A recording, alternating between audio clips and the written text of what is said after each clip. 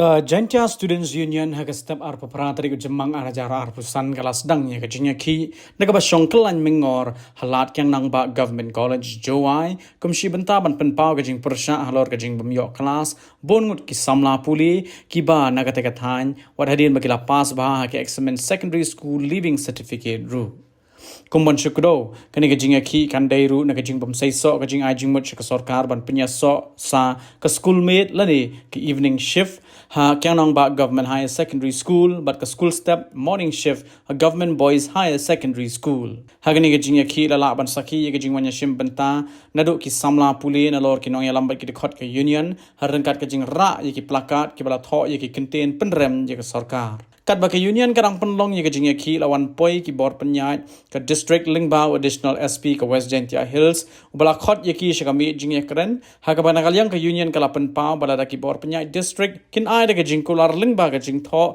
ban Pynïoh admission ya baro ki Samla ki 4 yo class ka union ru kan long ka bakloi ban Sangeh ye ka Jingïakhih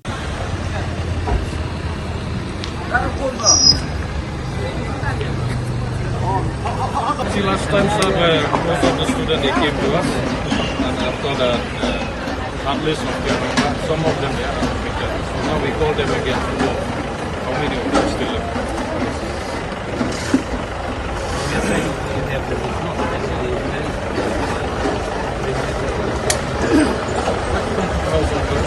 Till date, I have 4 cases pending against me.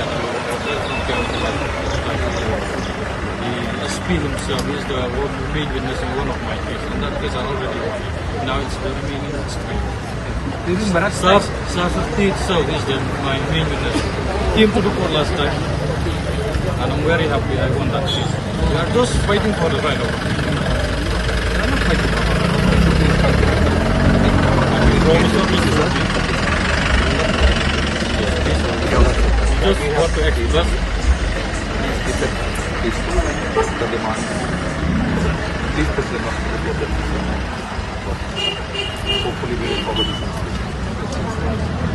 We are with the people, we are with all of them.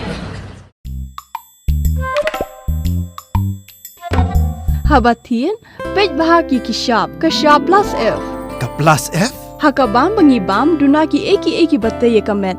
Namar kata habathiru atau khau kamlu ka umpnyang kadut pej ya ka sharp plus F ha ka jingsom. Yaki nutrient kum ki vitamin bat ka iron la ai kan diat bat ka bathau bha kam khta ai ka dur jing ki mar bam ka jing mat lani ka rukom shed yaki balehi bana kita ka don ka we ka jing mentoy ba kongsan ka kot ka khia ka nutrition ba khambha ka jing im ba khambha pendon kam daki mar bam madon ka sharp plus F menta ka sni Lawan Ra Shafi Lingba ko office jong Commissionerate of Food Safety Meghalaya